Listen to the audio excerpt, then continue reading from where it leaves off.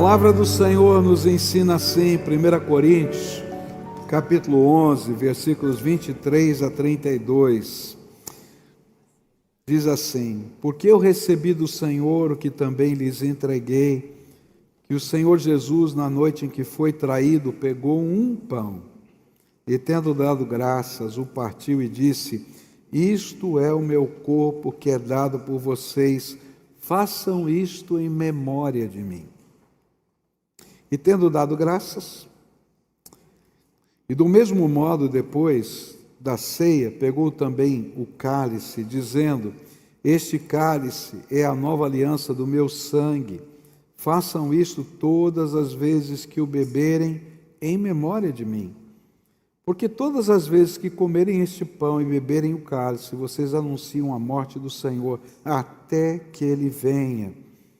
Por isso, aquele que comer o pão ou beber o cálice do Senhor indignamente, será réu do corpo e do sangue do Senhor. Que cada um examine a si mesmo, e assim coma do pão e beba do cálice. Pois quem come e bebe sem discernir o corpo, come e bebe juízo para si. É por isso que há entre vocês muitos fracos e doentes, e não poucos que dormem. Porque se julgássemos a nós mesmos, não seríamos julgados. Mas quando julgados, somos disciplinados pelo Senhor, para não sermos condenados com o mundo.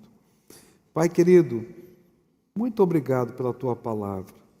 E agora, Senhor, aplica essa palavra e aquilo que vamos viver nesse memorial logo mais às nossas vidas, de maneira que isso que temos tanta familiaridade se torne novo para nós por causa da Tua palavra.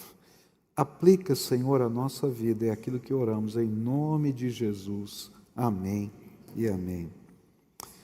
Todo o primeiro dia da semana, a igreja do Senhor Jesus, lá nos tempos do Novo Testamento, se reunia.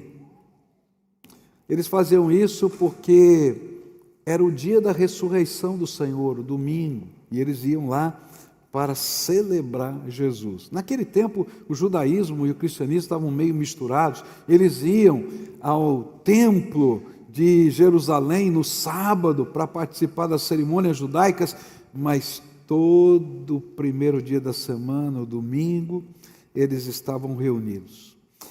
Cada igreja, cada comunidade naquela época era um pouquinho diferente. Alguns faziam isso ao amanhecer. A história da igreja nos diz que logo de madrugada, quando o sol nascia, a igreja se reunia. Por quê? Porque eles sabiam que era de madrugada que Jesus havia ressuscitado. Alguns não podiam fazer isso, então faziam em outros horários, mas todo primeiro dia da semana faziam isso. E sabe o que eles faziam? Aquilo que era distintivo, diferente, além de orarem, de lerem a palavra, de se admoestarem uns aos outros, eles celebravam a ceia do Senhor. Comiam o pão e o vinho e partilhavam desse momento. E eu fico pensando como Jesus foi sábio, porque ele sabia que nós somos fáceis para esquecer as coisas. Não é verdade? A gente ouve um sermão domingo, quando é terça-feira, com certeza você já esqueceu tudo. Talvez o que fique foi uma música que a gente cantou aqui, uma ilustração que o pastor pregou. Então Jesus colocou essa cerimônia que se repetia, de tal maneira que a gente ficasse com isso na memória e na mente. Mas quando a gente lê esse texto, a gente vai aprender que ele revela no seu simbolismo alguns princípios norteadores da nossa fé. Coisas que não podemos esquecer. E ele deixou aqui para nós. E nessa manhã eu quero olhar para alguns desses princípios. Primeiro princípio, ele aparece logo no primeiro versículo, que diz assim: porque eu recebi do Senhor o que também lhes entreguei, que o Senhor Jesus, na noite em que foi traído, pegou um pão e, tendo dado graças, o partiu e disse: isto é o meu corpo que é dado por vocês, façam isso em memória de mim. Primeiro princípio que esta cerimônia nos ensina é que o nosso culto começa com gratidão. Para pensar por que isso era tão importante para Jesus nos ensinar. Naquela noite em que ele instituiu esse memorial, ele sabia tudo o que ia acontecer. O Evangelho de João nos diz que, sabendo tudo o que ia acontecer, ele nos amou até o fim. E a primeira coisa que ele faz é agradecer. Antes de qualquer coisa, ele pega o pão e agradece. E coloca em prioridade a gratidão ao Pai. É tão importante isso que a igreja primitiva chamava a ceia do Senhor, ela tinha vários nomes, a gente vai encontrá-los no Novo Testamento, na história, vários nomes para a ceia do Senhor. Mas o nome que ficou guardado ao longo da história era Eucaristia. Já ouviu esse nome? A Eucaristia? A Eucaristia que nada mais é do que uma palavra grega transliterada, que é justamente essa palavra que está aqui, e tendo dado graças. A igreja entendeu, tudo começa com gratidão. Fala para mim aqui, tudo começa com gratidão. Você vai cultuar a Deus? Jesus está dizendo, comece com gratidão. E aqui tem uma coisa tão importante, o que ele queria nos ensinar? É que quando a gente está num culto, não tem nada a ver conosco, tem a ver com Deus. Por que ele estava querendo isso? Porque ele conhece como nós somos. A gente chega aqui no culto e olha assim, o pastor está com a mão no bolso, não gostei, tinha que tirar a mão do bolso. Tira. Ah, você viu o sapato dele? Ou a gente olha para o irmão, não gosto disso. Mas a gente não entende que o culto não tem a ver com a gente, o culto tem a ver com Deus. Tudo começa com Ele, com gratidão. E Jesus começa, olha, eu estou vendo a coroa de espinhos, eu estou vendo a cruz, eu estou vendo, ele sabia de tudo. E ele começa como? Te dou graças, Senhor.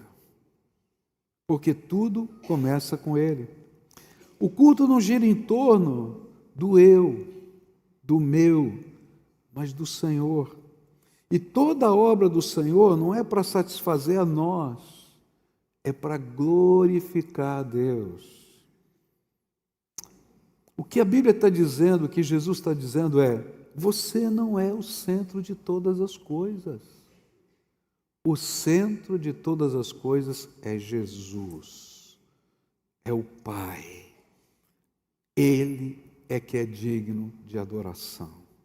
E toda vez que nós nos reunimos aqui, e para celebrar a ceia do Senhor, ela está dizendo, olha para cima e não olha só para você. Num mundo que tudo gira em torno de você, do eu, ele começa a cerimônia mostrando que tudo é para o Pai, o Senhor, o Todo-Poderoso. Creio que Jesus queria que todo adorador entendesse o sentido e a origem de todas as coisas.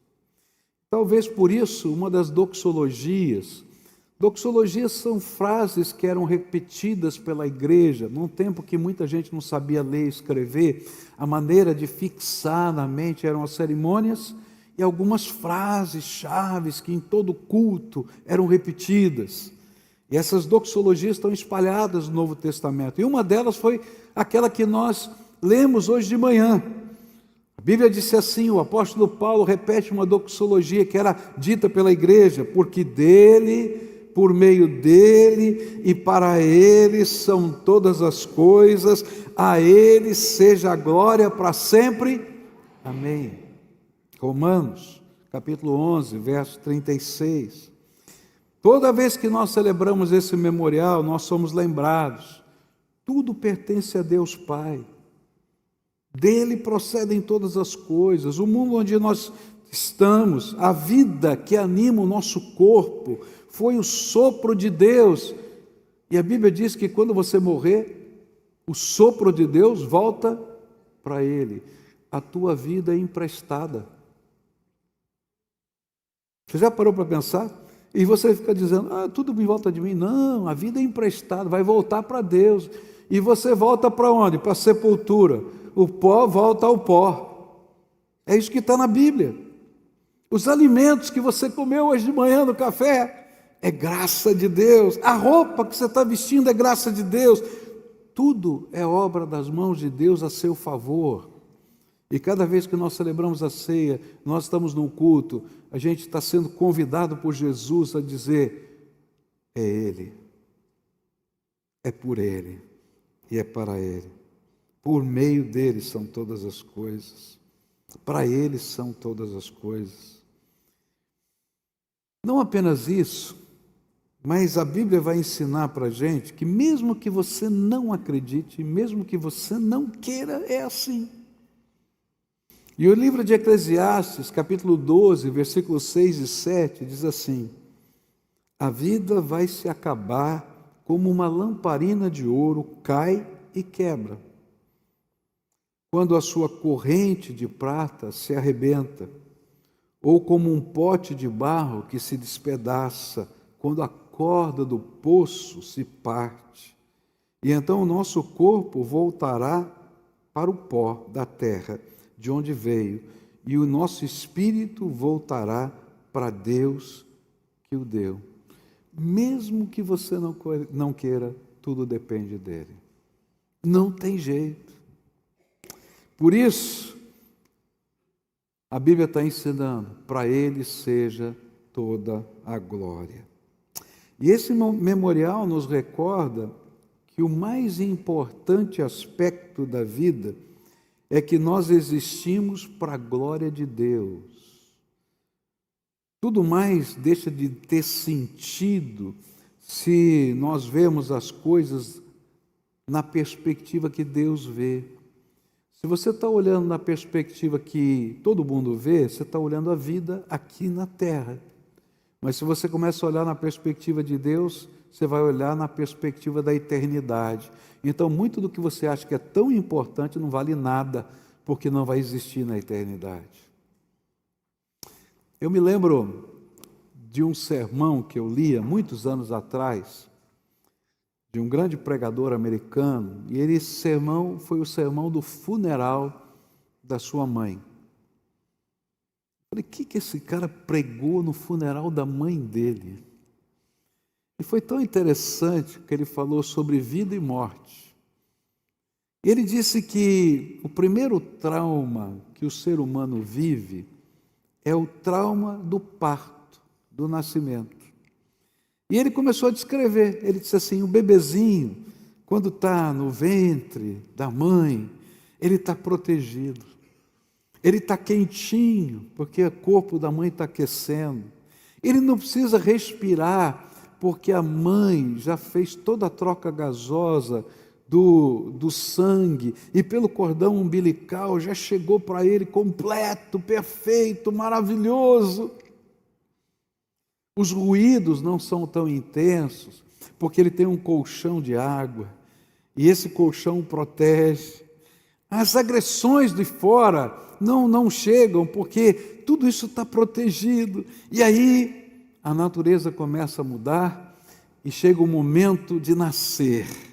E de repente ele é obrigado a virar de cabeça para baixo, e se encaixar no canal ali para onde vai sair, e ele não gosta disso, o narizinho dele começa a ficar apertado, e ele não quer sair de lá, mas a natureza o expulsa de lá, e quando ele sai, é horrível, está frio, não tem aquele calor, o seu pulmão nunca funcionou, ele começa a ter que respirar, é difícil. Por isso ele chora. E a psicologia diz que esse é o primeiro trauma do ser humano. E de repente aquele pregador pegou essa imagem tão bonita e disse assim é a vida.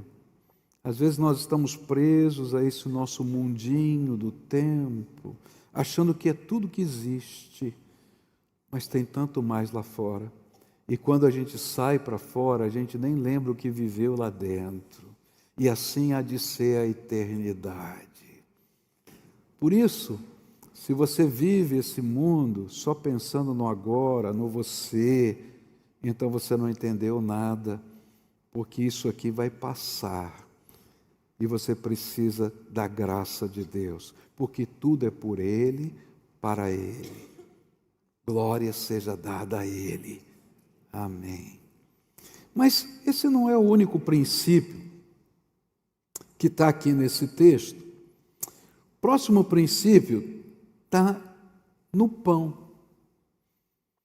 Porque eu recebi do Senhor o que também lhes entreguei, que o Senhor Jesus, na noite em que foi traído, pegou um pão e, tendo dado graças, o partiu e disse: isto é meu corpo que é dado por vocês. Façam isso em memória de mim. O segundo princípio que nós encontramos está no simbolismo do pão. Jesus afirmou que o pão era símbolo do seu corpo. O pão não é o corpo de Jesus. O corpo de Jesus não está nesse pedacinho de pão. O corpo de Jesus está simbolizado nesse pedacinho de pão. É uma metáfora. Mas qual seria o princípio desse simbolismo? Por que esse pão a gente come todas as vezes que celebra esse memorial? Eu creio que Jesus queria que nós entendêssemos que adorar a Deus sempre será uma experiência de encarnação para nós. Assim como Jesus ter um corpo foi uma experiência de encarnação. Você precisa entender que Jesus existia antes de ter nascido. A palavra de Deus nos diz no Evangelho de João, capítulo 1, que ele era a palavra viva de Deus que criou todas as coisas. Lembra lá no Gênesis, quando ele disse: haja luz e houve luz, faça separação entre águas e águas. Lembra de tudo isso aí? Aquela palavra poderosa que criou todas as coisas era a segunda pessoa da Trindade, Jesus Cristo, nosso Senhor. Ele era um com Deus, em espírito. Porém, quando a Trindade divina se reuniu, e é por isso que toda vez que a gente lê o Antigo Testamento, vai ver que o Deus está sempre no plural, ele nunca está no singular, para dizer para a gente: olha, é a Trindade divina se reuniu e um segredo foi tramado. Como é que a gente vai salvar esse homem? E aí o plano de Deus para a nossa salvação foi elaborado por eles. E aí o Filho, a palavra viva de Deus, ele disse: eu vou fazer essa parte. Qual era a parte dele? Esvaziar-se da sua glória para caber na forma humana e habitar entre nós. É isso que o pão simboliza. Que um dia Jesus se esvaziou da sua glória para caber na forma humana e habitar entre nós. Por que se esvaziar da sua glória? Porque o Deus infinito, todo-poderoso, não podia caber num corpo. Então ele tinha que se esvaziar. Agostinho fez uma ilustração sobre isso. Ele disse assim: o mar não cabe num balde. Por isso Cristo tinha que se esvaziar da sua glória. Ele era infinito. E aí, cada vez que nós comemos desse pão, nós estamos lembrando que um dia Jesus se encarnou por nós. Agora, qual é o princípio para nós? Nesse memorial, ele parte o pão como um símbolo da sua encarnação, identificação e substituição, mas também nos convida a comer desse pão. Não é isso mesmo? Daqui a pouquinho a gente não vai fazer isso, vai pegar o pão e num determinado momento você vai comer o pão. E lá no Evangelho de João ele vai dizer: se você não comer da minha carne, se você não beber do meu sangue. Gente, olha que negócio esquisito, eu estou comendo carne de... Não, é o símbolo. Mas ele está dizendo assim: se você não me encarnar, assim como eu me encarnei, você não tem parte comigo. Cada vez que eu como desse pão, Jesus está dizendo para mim: eu me encarnei, mas eu espero que você me encarne, ou seja, eu entre dentro de você de uma maneira tão extraordinária, tão grandiosa, que eu e você sejamos um. Assim como eu e o Pai somos um. Assim como eu revelei a imagem de Deus aos homens, você vai revelar a glória do Pai, do Filho e do Espírito Santo às pessoas dessa terra. Porque eu estarei em você, no seu coração, na sua vida, no seu falar, nos seus olhos, no seu jeito de viver. E as pessoas vão ver Jesus nessa terra. Cada vez que eu como desse pão, Jesus está dizendo para mim: a sua adoração, a sua experiência de fé tem que ser transfigurada na sua vida. E Jesus tem que ser visto através de você. Como é que a gente encarna Jesus? Quando pela fé Ele faz parte de nós. E a nossa vida é permeada por Ele, a ponto de sermos a imagem de Jesus diante dos homens, como Ele foi a imagem de Deus para nós. Foi por isso que Lutero, ele ensinou que todo cristão deve ser um pequeno Cristo. Esse foi o ensino de Lutero. Todo cristão é um pequeno Cristo, para o seu próximo, para as pessoas que estão à sua volta. Se você é um discípulo, um seguidor de Jesus, então você precisa encarnar Jesus no seu estilo de vida e no seu caráter. E cada vez que nós comemos desse pão, é como se o Senhor Jesus olhasse nos nossos olhos e estivesse dizendo a cada um de nós em particular: daqui a pouquinho você vai comer desse pão. Veja Jesus, Ele está olhando para você, olhando nos seus olhos e dizendo assim: filho, sua fé precisa ser mais do que uma cerimônia. Sua fé precisa fazer com que eu viva em você e você viva em mim através do Espírito Santo. Seu compromisso comigo precisa ser tão forte e irreversível como a minha encarnação, que vai durar toda a eternidade. Você sabia que Jesus nunca mais vai ser o que Ele era no Gênesis? Por toda a eternidade Ele vai ter um corpo, e nós teremos um corpo semelhante a Ele. E Ele está dizendo: olha, se você me encarnar, se você me receber, não tem como voltar atrás, tem que ser para sempre. Sua obediência à minha vontade precisa ser tão radical como foi a minha encarnação e a cruz. Houve momentos que Jesus queria dizer e disse: passa de mim esse cálice. Não foi? Mas Ele diz: não seja feita a minha vontade, mas a tua, Senhor. E Ele está dizendo para mim e para você a mesma coisa. Olha, se eu sou o Senhor da sua vida, haverá momentos em que você não vai gostar, mas como eu fiz, faça você também, vá até o fim. Você precisa estar tão identificado comigo como eu com você, quando me fiz carne por amor a você, para que você entendesse as coisas através de alguém que pudesse falar a mesma linguagem que você fala, viver as mesmas coisas que você vive.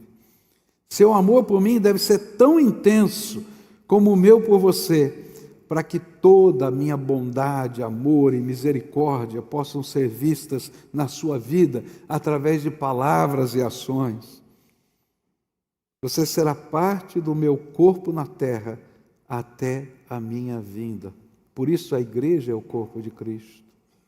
Cada vez que comerem deste pão, lembrem de tudo isso e me encarnem um pouquinho mais. Mas talvez você olhe para mim e diga assim: pastor, É possível viver assim? Isso é um mundo imaginário. A gente está na vida real. Interessante que eu ouvi uma pessoa essa semana me dizendo isso. Eu confrontei um pecado na vida dessa pessoa. Essa pessoa disse assim: pastor, eu vivo no mundo real. O mundo real é assim. Será que é? Será que tudo isso que eu estou falando é utopia? Não. É verdade. Poderosa. E a gente está cheio de exemplos da história de gente que viveu assim, marcou esse mundo com a graça de Deus. Eu li a história essa semana de um homem chamado Richard Wurmbrand. Esse homem escreveu um livro que muita gente leu anos passados, chamado Torturados por Amor a Cristo. Alguém leu esse livro aqui alguma vez? Alguns aqui, né? É livro velho. Torturados por amor a Cristo. Esse aqui foi um líder do movimento da igreja sofredora, da igreja perseguida na história.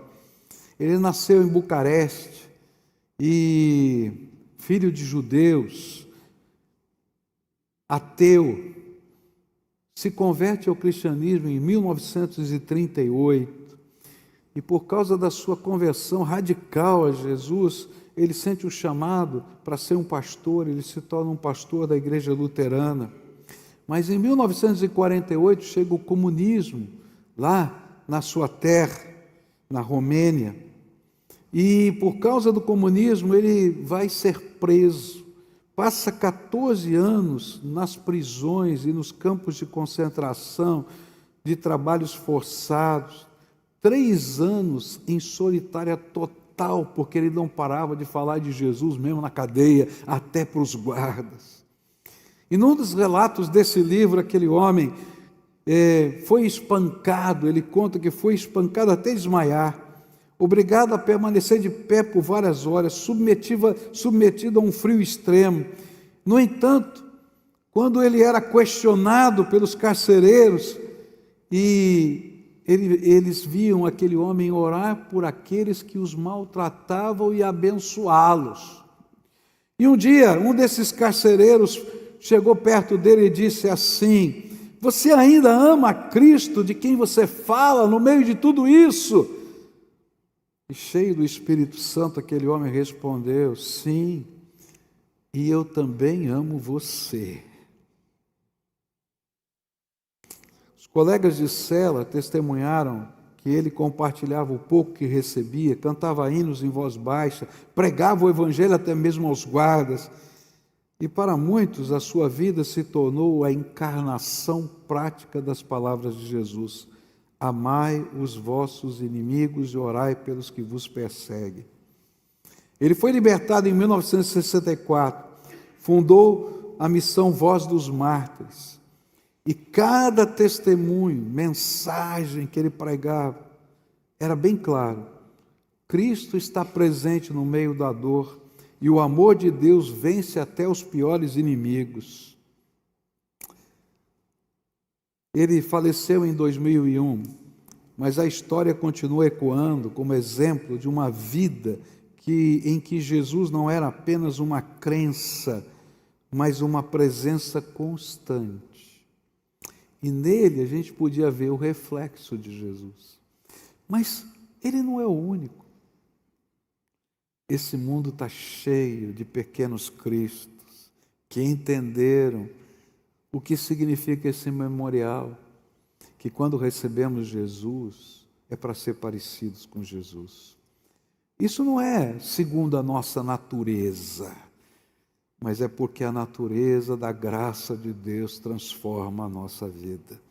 E cada vez que comemos desse pão é como se Jesus estivesse dizendo: me encarne um pouquinho mais. Em que área da tua vida você tem dificuldade de encarnar Jesus? Às vezes a gente é rebelde. Nosso senso de liberdade, força. Jesus, tu és o Senhor da minha vida. Não, isso aqui é meu. Nada é meu, tudo é teu, Senhor. porque a glória é tua. Terceira e última coisa. Perdão, não é a última. Terceira coisa. 25. Do mesmo modo, depois da ceia, pegou também o cálice, dizendo: este cálice é a nova aliança no meu sangue. Façam isso todas as vezes que o beberem em memória de mim. Pão, graças, pão, e agora o vinho. E o terceiro princípio tem a ver com o simbolismo do cálice. Mas qual é o símbolo do cálice? A nova aliança no sangue dele vertido por nós. É isso que Jesus ensinou. Mas o que representa essa nova aliança? Um pacto. A palavra aliança aqui é um pacto de comunhão com o Senhor, com o seu povo. Essa é a nossa parte da aliança. Jesus já fez as outras. A nossa parte é assumir um pacto com Ele. No nosso pacto, eu me comprometo com Jesus e com o seu povo. E Ele vai nos dar o perdão dos pecados e a vida eterna. Essa é a aliança, esse é o pacto. E aí, a nossa aliança começa quando nós decidimos, pela fé, andar com Jesus, em comunhão com Ele. Encarnar Jesus, fazer parte dos projetos de Deus.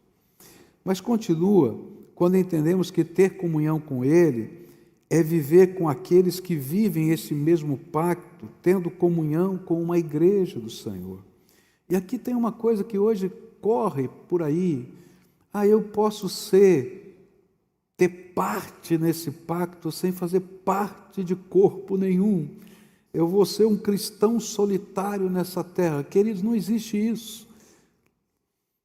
Você é só um pedacinho do pão, porque Jesus pegou o mesmo pão e partiu. Você não é o pão inteiro. Você não é o corpo inteiro. Você tem alguns dos dons, mas você precisa de outros dons para completar a obra de Deus. E você precisa entender que não é nada com você, é por Ele. E que, já que é por Ele, Ele está dizendo, aprende a conviver junto. E ali a gente se esfrega. Eu não vou com a sua cara. Não vai mesmo. Porque a minha cara é feia demais. Mas eu sou amado de Deus tanto quanto você é. Me lembro de um dia ter perguntado para o Dr. Shed, né?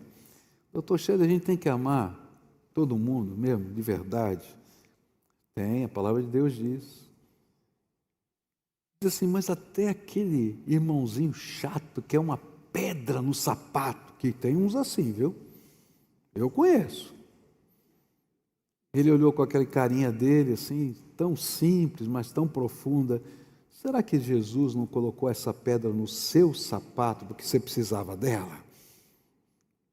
Para aprender alguma coisa que você não quer aprender? Falei, tá bom, não vamos continuar não, porque essa conversa está ficando difícil. Sabe, a parte dele no pacto, ele já fez. A nossa parte é um compromisso inalienável com Ele. A nossa parte do pacto é viver esse novo e vivo caminho. E parte dele, Jesus já fez, abrindo a sala do trono para as nossas orações e as portas da vida eterna para nós. Mas a outra parte é cultuar Deus num constante renovar da nossa parte da aliança. Cada vez que a gente pratica essa cerimônia, Jesus está dizendo assim, checa como é que vai o seu pacto. E é interessante porque o povo que praticava isso lá nos primórdios entendia muito bem. Nas festividades públicas daquele tempo, o povo precisava se apresentar diante dos agentes de Roma e renovar a sua aliança de submissão ao império, declarando César como o Senhor. Em toda festividade pública, eles colocavam uma estátua de César ali. O povo tinha que se apresentar diante da estátua de César, declará-lo como Senhor e queimar incenso aos pés daquela estátua. Por isso, muitos cristãos não fizeram isso e foram mortos. E eles recebiam um certificado. É por isso que algumas igrejas, até hoje, fazem isso. Eles oferecem um certificado de participação da ceia do Senhor. Tem umas que tem uma carteirinha que você bate o carimbo. É verdade, não estou brincando não, até hoje. Vai lá, bate o carimbo, participou da ceia. Porque naquele tempo era assim. Quando ia lá, essas festividades, você recebia um libelo. Esse libelo era um certificado dizendo: você confirmou a sua aliança com Roma. Jesus pegou essa imagem e colocou aqui: todas as vezes que vocês se reúnem, vocês celebram de novo a nova aliança que foi firmada com o Pai, com o Filho e com o Espírito Santo, no poder do meu sangue. E a gente renova o nosso pacto, o nosso compromisso. E a gente checa a nossa alma para saber se há algo que não estamos vivendo ou nos comprometendo em aceitar. E toda vez o Senhor nos lembra que a aliança precisa ser renovada e ativa nas nossas vidas. Caso contrário, nós podemos ter impedidas algumas partes das bênçãos desta aliança. Abandonar a aliança é colocar-se debaixo das maldições daqueles que não têm aliança. É tão forte isso, que às vezes a gente partilha das coisas da fé e não entende isso. Mas a palavra é muito clara. O livro de Hebreus explica isso com muita profundidade. Me permitam ler.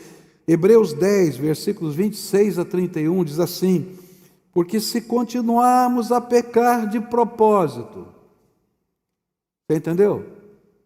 Eu sei o que Deus quer que eu faça e eu não quero fazer. Isso é pecado. Eu continuo a pecar de propósito. Depois de termos recebido o conhecimento da verdade, eu já entendi que está errado, mas eu continuo fazendo. Já não resta sacrifícios pelos pecados. Você entendeu isso aqui? Já não resta sacrifício pelos pecados. Por quê? Pelo contrário. Resta apenas uma terrível expectativa de juízo e fogo vingador, prestes a consumir os adversários. Quem tiver rejeitado a lei de Moisés, morre sem misericórdia pelo depoimento de 2 ou 3 testemunhas.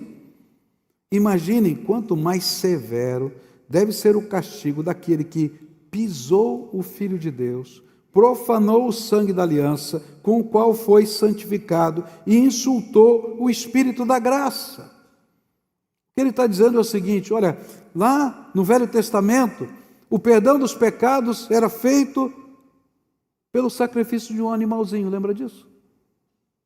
Pegavam uma ovelhinha, matavam, e o sangue daquele animalzinho servia como propiciação pelos pecados. Hoje não tem isso. O Cordeiro de Deus quem é? Se eu estou sendo confrontado pela palavra e não quero viver a palavra, Hebreus está dizendo, eu estou pisando em Cristo, dizendo não quero, e estou profanando o sangue da aliança. O sangue não é de animal, não, é de Jesus, porque Ele pagou um alto preço pela minha vida. E aí Hebreus continua: pois conhecemos aquele que disse: a mim pertence a vingança, eu retribuirei, e outra vez o Senhor julgará o seu povo. Horrível coisa é cair nas mãos do Deus vivo. Cada vez que participamos da ceia do Senhor, Jesus nos lembra que temos um pacto com Ele. E esse pacto tem 2 partes. Eu tenho um compromisso com Jesus. E cada vez que participamos da ceia, nós estamos renovando o nosso compromisso com Jesus. Por isso, Paulo, no mesmo texto que nós lemos, ele acrescenta, logo depois da celebração do sangue ali, do cálice, verso 27, por isso aquele que comer o pão ou beber o cálice do Senhor indignamente, será réu do corpo e do sangue do Senhor. Que cada um examine a si mesmo, e assim coma do pão e beba do cálice, pois quem come e bebe sem discernir o corpo, come e bebe juízo para si. É por isso que há entre vocês muitos fracos e doentes, e não poucos que dormem. Porque se julgássemos a nós mesmos, não seríamos julgados, mas quando julgados, somos disciplinados pelo Senhor, para não sermos condenados com o mundo. Hoje o Senhor quer que você examine a você mesmo e tenha coragem de se arrepender do que tem feito, que representa a quebra do pacto. Que você tenha coragem de confessar, de buscar perdão e o poder do Espírito Santo para viver o novo e vivo caminho. Agora, a gente cria mecanismos interessantes.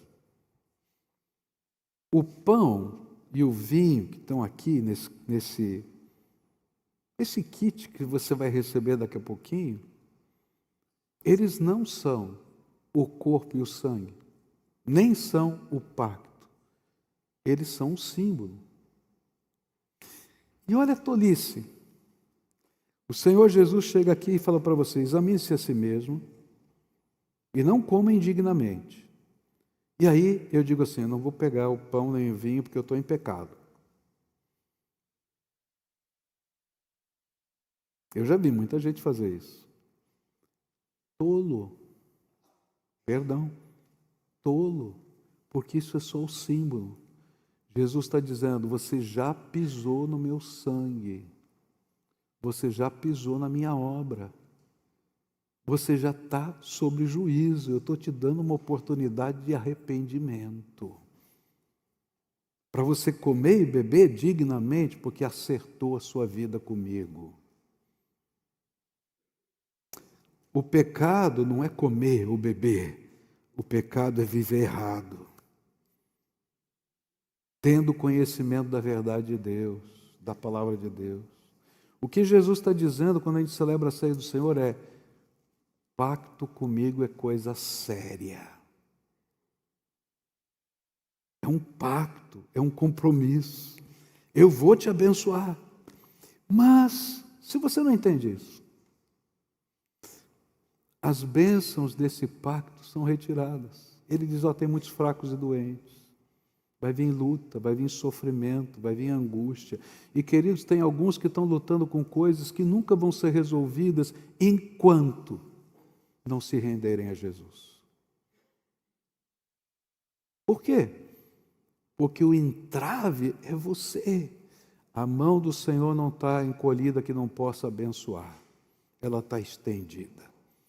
Mas são as vossas iniquidades que fazem separação entre vós e vosso Deus. É isso que está na palavra. E cada vez que celebramos, o Senhor está dizendo para a gente: acerta a sua vida, confirma o teu pacto. Hoje, ao celebrarmos esse memorial, o Senhor nos convida a repactuarmos o nosso compromisso de vida e de fé com Jesus. Não adianta só não comer. Adianta, sim, se render. Última coisa, verso 26. Porque todas as vezes que comerem este pão e beberem o cálice, vocês anunciam a morte do Senhor até que Ele venha. Por fim, celebrar a ceia do Senhor é lembrar da nossa missão. Nós fomos comissionados para anunciar a sua morte e ressurreição, a salvação, até que Ele venha. E cada vez que comemos do pão e bebemos do vinho, o Senhor está perguntando: como é que vai a tua missão? E aquela pessoa que eu coloquei bem do seu lado para você abençoar, você já abençoou? E a gente está se examinando aqui, lembra? E o Senhor está dizendo: olha, o sangue daquela pessoa está na sua mão. Quando as pessoas cantavam de mãos levantadas, ou oravam de mãos levantadas, eles estavam dizendo: Senhor, as minhas mãos estão limpas do sangue.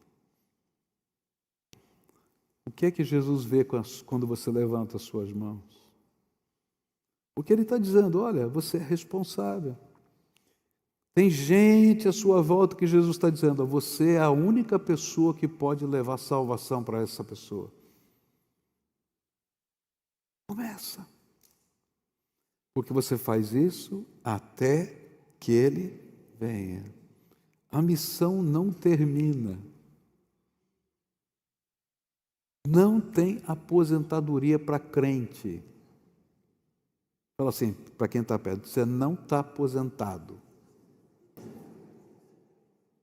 Ó, negativo. Você é servo de Deus para a glória de Deus.